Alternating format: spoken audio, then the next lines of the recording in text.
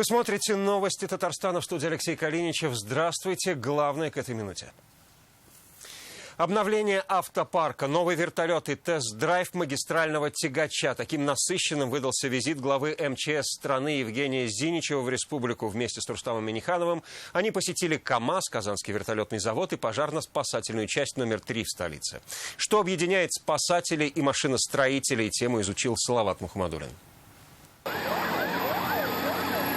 Быстро, четко и вовремя. Права на ошибку у спасателей нет. Причем они не только тушат пожары и разбирают завалы, но и делают все, чтобы не допустить чрезвычайных ситуаций. Товарищ министр Российской Федерации, на территории Республики не запущено. Главное управление функционирует в режиме повышенной готовности. Они готовы выехать в любую секунду. Об условиях такой работы Евгению Зиничеву и Рустаму Минниханову рассказывают в спасательной части номер 3. Караула, психологической разгрузки.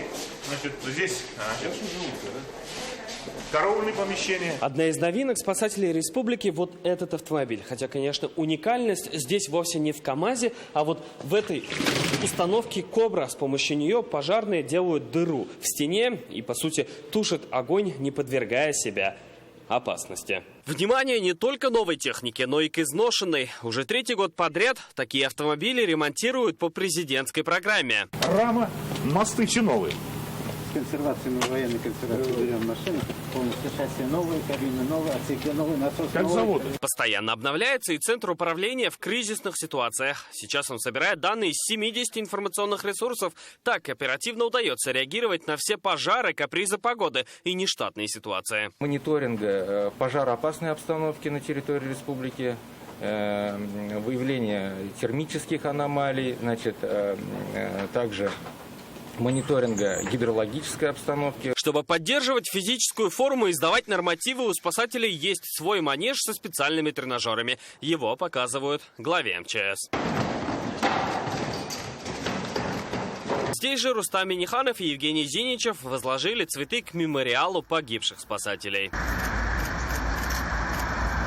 Как раз о том, как обеспечить безопасность, идет речь на двусторонней встрече президента республики и Евгения Зиничева. Общую готовность татарстанских спасателей уже оценили на координационном совещании. Очень приятно, что и для МЧС делать очень много. То есть мы 300 единиц закупили в этом году на пожарно-спасательный гарнизон, это 31 единица на управление МЧС.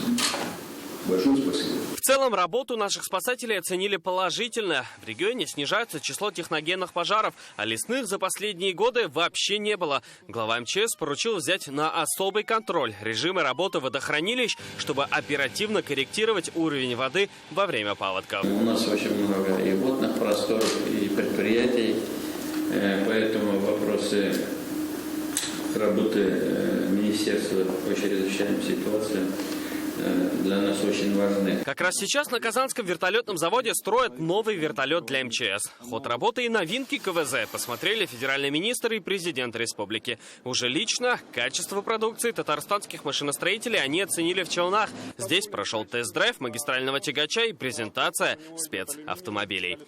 Салават Мухаммадуллин, Ренат Сафин, ТНВ, Казань. Набережные Челны.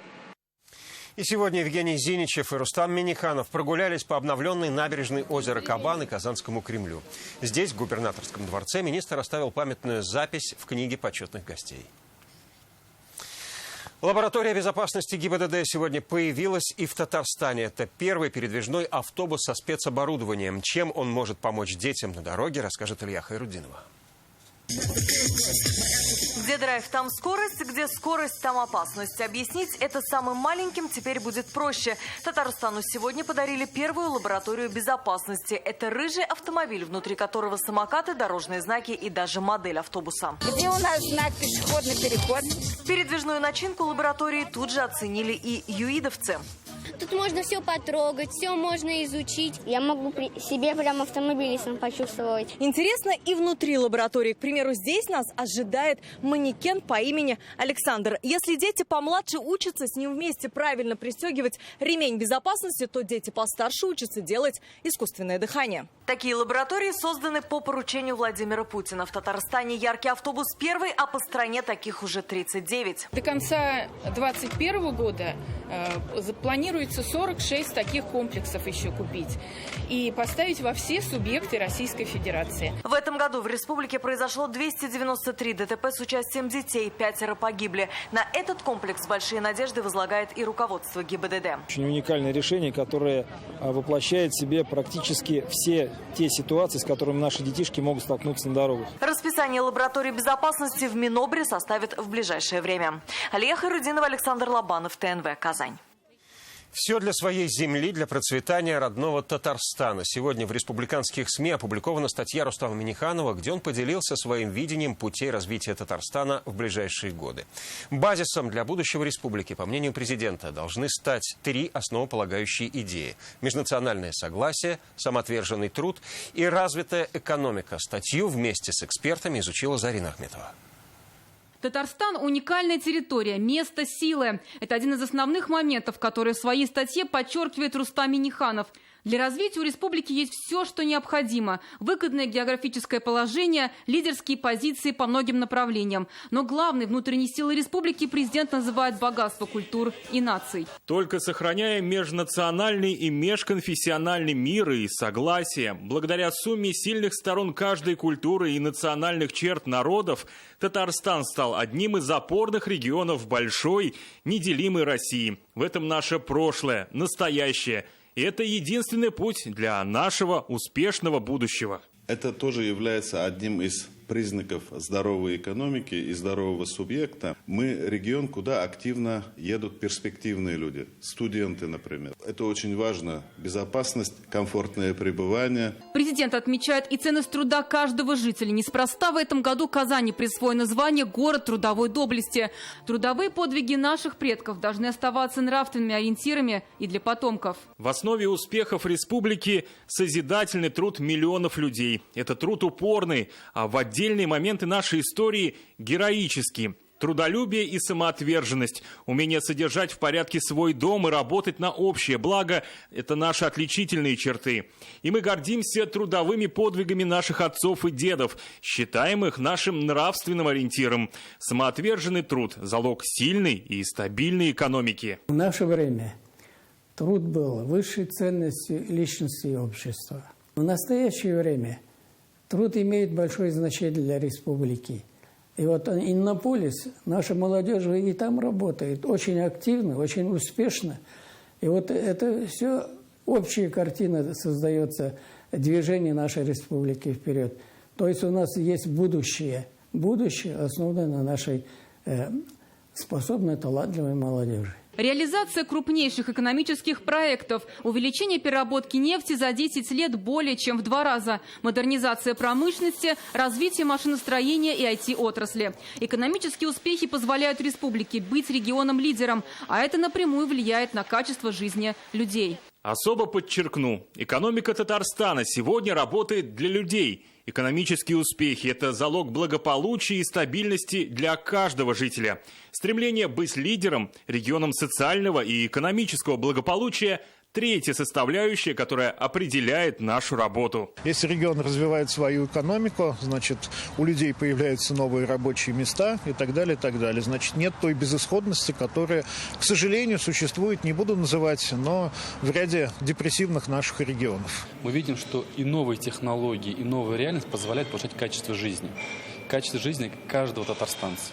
И в этой части ту задачу, которую Рустам Нугалевич ставит перед правительством, перед мэрами городов, обусловлен тем, находить лучшие решения, находить решения эффективные. В статье много акцентов. Здесь большой социальный блок: экология, образование, здравоохранение и спорт. Новые спортивные школы, оснащенные спортивные залы – это здоровье наших детей. То есть спорт становится нормой жизни. Здоровье детей – это здоровье нашего будущего, это здоровье нации. Новую статью президента уже цитируют федеральные эксперты, подчеркивая, что в ней очень часто звучат слова «свобода», «баланс» и соблюдение интересов всех татарстанцев. Не вполне рационально, когда власть уходит в какую-то левую или правую повестку, и тот поиск баланса между ними, который есть в статье Минниханова, на мой взгляд, вполне рационален и сообразен ситуации. Здесь появляется то самое социальное доверие, которое очень важно для того, чтобы был баланс политики и социального взаимодействия, социальной ответственности друг друг перед другом. Властью перед гражданами, граждан перед властью. Это вот первая часть. Вторая, конечно, замечательный баланс между прошлым и будущим. Межнациональное согласие, труд и развитая экономика, работающая во благо жителей. Это те три кита, на которых стоит Татарстан и удерживает свои позиции как в стране, так и в мире. Фактически статья президента – это стратегия развития нашей республики на новое столетие. Зарина Ахметова, ТНВ, Татарстан. Мир в состоянии турбулентности. Несмотря на это, нужно формировать стратегии. Об этом сегодня говорили на очередном заседании экспертного клуба «Волга». Здесь известные российские политологи, социологи, ученые и общественные деятели искали ответы на вызовы времени. Появляется бизнес по продаже флеша, который вместо ключа вешают на шею, он тебя тоже защитит от многих бед цифровых. Технофобия и цифровая неграмотность – бич последних лет. Что еще, кроме этого, предстоит изменить в ближайшие годы, за одним круглым столом обсуждают эксперты клуба «Волга». Главная тема разговора – вызовы, стоящие до 2025 года. Главные участники дискуссии – политологи, социологи, представители бизнеса и ученые. Те, кто знает о проблемах не только в общем, а и в частности. Пандемия. Плохо, тяжело, но это не бич Божий, не Юстинианова чума, которая полностью изменила мир.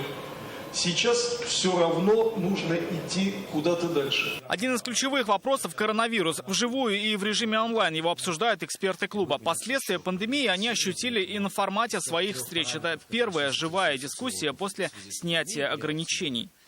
Ковид, конечно, сильно изменил представление людей, особенно тех, кто занимается общественными процессами, изменил представление о том, что сейчас происходит, как это осмысливать. Пандемия показала, что Россия оказалась готова в техническом плане. За полгода в разы выросли онлайн-услуги. Активно через интернет-ресурсы работали министерства и ведомства. Эксперты считают, за несколько лет эти механизмы нужно довести до совершенства. Нужно понимать силу регионов, кто что может взять. Отдельно коснулись Татарстана. Эксперты считают, уже через 4 года весь мир перейдет к этапу большого экономического роста. Поэтому регионам, в частности и республике, нужно объяснить, чем они сильны и что притянет других. Видно, что Татарстан развивает IT-тему, развивает тему здравоохранения. Но здесь нужно сказать, здравоохранение или медицина какая. За час эксперты высказали десятки предложений, как до 2025 года решить многие вопросы, поставленные сегодня перед обществом. Рамиль Шайдуллин, Александр Лобанов, ТНВ, Казань. Минтимир Шаймиев сегодня выступил на деловой онлайн-площадке «100% Татарстан». Государственный советник республики дал расширенное интервью о создании в Татарстане полилингвальных комплексов. Напомним, 2 школы уже открылись в Казани и Елабуге. О первых шагах к знанию и согласию первый президент Татарстана рассказал Ильшату Аминову. Знание языков, знание подхода к рыночной экономике и другим мировым ценностям. Мы должны воспользоваться и подготовить наших детей. Мы должны подготовить конкурентоспособных детей. У нас название очень интересное. Адамнар. Это на татарском языке. На русском это шаги. Мы почему, через тире поставили это путь к знанию и согласию. Это очень важно. Вот общество объединяло, что у нас. Мы этим дорожим межнациональным согласием в республике. Это основа нашего развития. Республика потому хорошо развивается, имеет, безусловно, и природное богатство, и интеллектуальная сила. Но для нас, если в основе не будет взаимопонимания людей разных национальностей, как говорится, далеко мы не двинемся.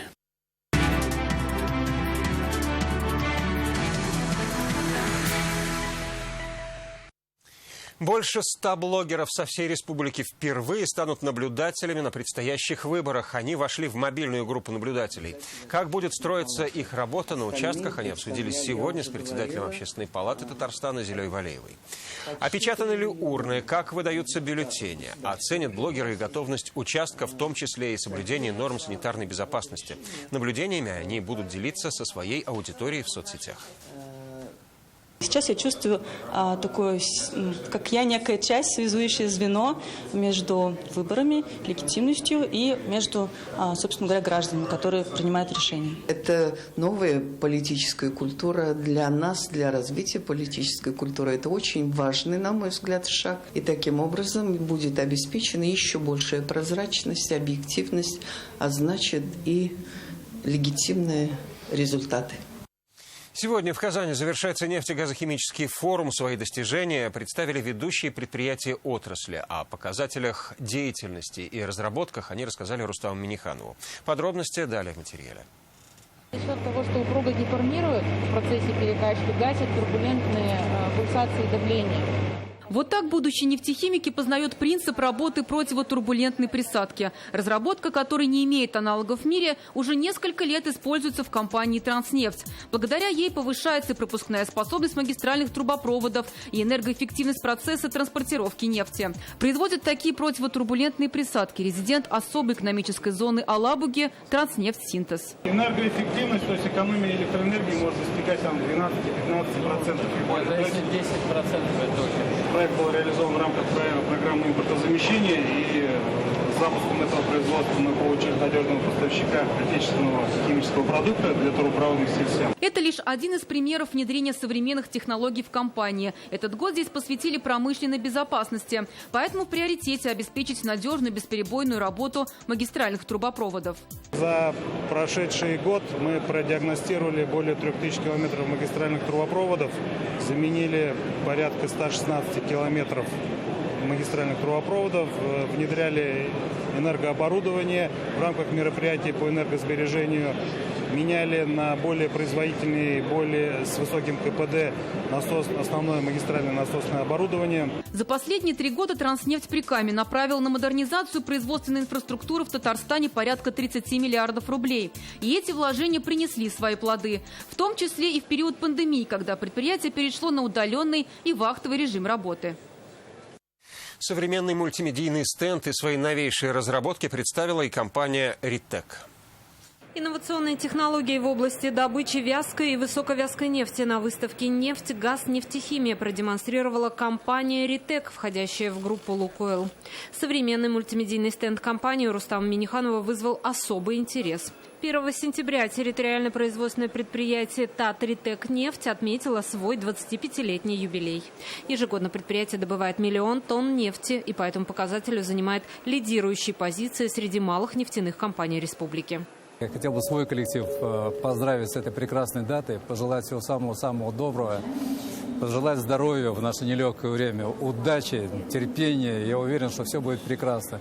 У вас прекрасная ресурсная база, у вас прекрасный коллектив, у вас прекрасный руководитель, у вас прекрасные есть планы на перспективу. Я уверен, что вы, реализуя эти дела, у вас будет все время очень хорошее позитивное настроение и хорошие финансовые результаты. С праздником, коллеги! В школах сейчас полная дезинфекция, бактерицидные облучатели, санитайзеры, антисептики. Тем актуальнее выглядит на выставке «Казань-Экспо» продукция компании «Восток Медсервис». Они производители антисептиков и в эти дни готовятся расширять свою линейку. Рада представить вам полный ассортимент нашей продукции. У нас имеются как антисептические средства для кожи, так и для обработки помещений, дезинфицирующие средства. Товар повышенного спроса – спрей для рук. Его наносят при выходе из дома и на рабочем месте. Удобно, а главное – эффективно. Вот кредо его производителя. Во время пандемии нами было произведено и поставлено около 360 тонн продукции. Это антисептики и дезинфекции не только в Республике Татарстан, но и на территории всей России. Сегодня они представлены в 26 регионах страны. Гели, спреи, жидкие средства. Кроме этого, уже сегодня у «Восток Медсервис» есть целый спектр дезинфекторов. Я думаю, что в этот момент вам будет интересно. Да, я передам нашему руководству, в принципе, они заинтересуются. Здесь и таблетки с хлором, и жидкое мыло. Им пользуются дома, берут и в госучреждения. В следующем году ассортимент расширится и еще больше. К десятилетию бренда «Индиго» компания готовит новую линейку. В Альметьевск привезли уникальную картину XVI века. Ее автор – известный во всем мире художник Бакьякка. Мадонну с младенцем установили в новом образовательном центре «Альмет». Такой подарок жителям сделал банк «Зенит» и компания «Татнефть». Они приехали 1000 километров на специальной машине. Драгоценную картину привезли из Москвы. Шедевр эпохи Возрождения теперь в самом центре Альметьевска. Благодаря компании «Татнефть» и банку «Зенит» жители и гости города смогут воочию посмотреть на картину, которой более 500 лет. На обратной стороне картины штамп, что доказывает ее подлинность. Работы итальянского художника Бакьяка входят в коллекции крупнейших музеев мира. Флоренция, Париж, Лондон, Берлин, Рим. Уникальный проект станет очередным шагом на пути к статусу культурной столицы нашего региона. Сегодня мы познакомим вас с творчеством художников Ренессанса или Возрождения. На картине «Мадонна с младенцем» установили ее в общественном центре «Алмет». Благодаря цифровым возможностям нового центра посетители выставки также увидят работы других мастеров эпохи Ренессанса. Выставка поможет посетителям проникнуться глубиной искусства. Через тач-панели можно увидеть все картины художника и попасть в мир искусства. Выставка с эффектом мультимедиа скоро откроется в здании общественного центра «Алмет». Филюза Хамидуллина, Ирек Хабибуллин, ТНВ, Альметьевск. Все наши новости. Далее о погоде. Всего вам доброго.